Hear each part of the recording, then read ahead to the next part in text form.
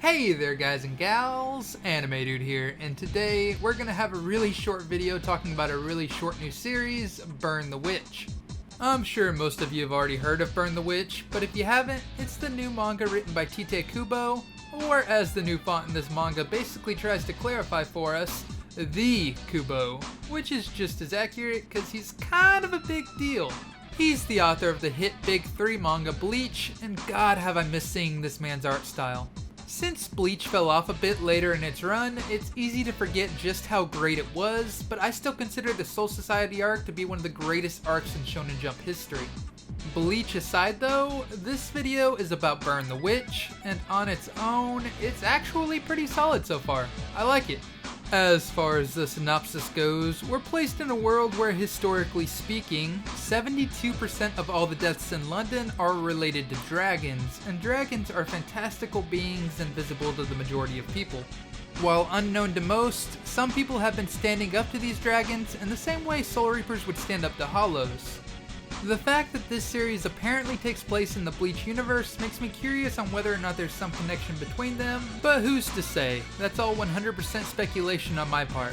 Only the inhabitants who live in the hidden reverse side of London can see the dragons, and even then, only a selected few become qualified enough as witches or wizards, and are then allowed to make direct contact with them. The protagonists of this story are the witch duo Noelle and Nenny. They're quite the interesting and contrasting pair, with each differing in motivation and approach, but I think they mesh pretty well together. They are protection agents for Wingbind, an organization for dragon conservation and management, and their mission is to protect and manage the dragons within London on behalf of the people. It's all pretty unique stuff. Burn the Witch initially made its debut as a one-shot back in March, and now that it's officially been serialized in Weekly Shonen Jump, it's a bit of an unusual serialization to say the least. The length is already confirmed, and it's only going to be 4 chapters. As weird as that is though, it's honestly kind of a breath of fresh air. With so many continuously ongoing and long-running series in Jump at basically all times, it's kinda nice to just sit down and enjoy what is essentially the equivalent of a movie in manga form.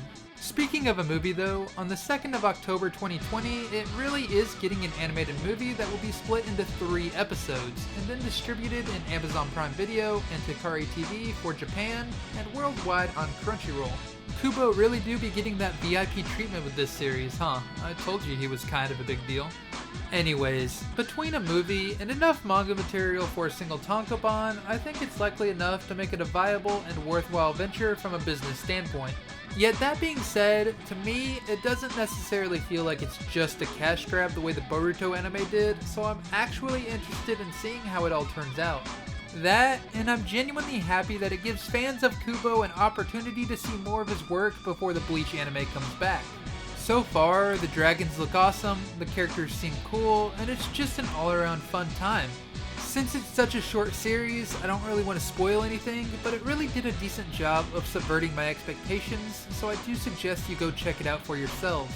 There's really so much going on with Weekly Shonen Jump right now, and while I don't want to stretch out this video by addressing it all in depth, Mitama Security, Bone Collection, and Act Age were all concluded and or axed. Likewise, despite its short runtime, Burn the Witch is going to be the first of at least 4 new series being introduced into Jump here in the upcoming weeks. I'll probably butcher these names, but the other series being introduced are Honomeru Shonen, Kokosei Kazoku, and Bokuro no Ketsume. As per the usual, I plan on making a video giving my thoughts on each one individually once they come out.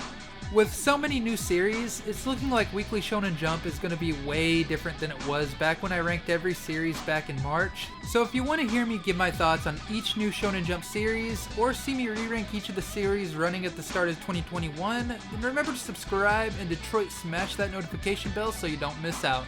Anyways, huge thank you to Kara Alter, Jessica LaFond, Murdoch, Love Phenomenon, Soul Slayer, Rubo, Genkotaku, Gentleman, Gamer, Red Emperor, Langer, and everyone else over on Patreon for helping to make videos like this possible. If you want to join the Patreon crew alongside these absolute mad lads right here and have your name at the end of videos like this, then I'll leave a link to that down in the description.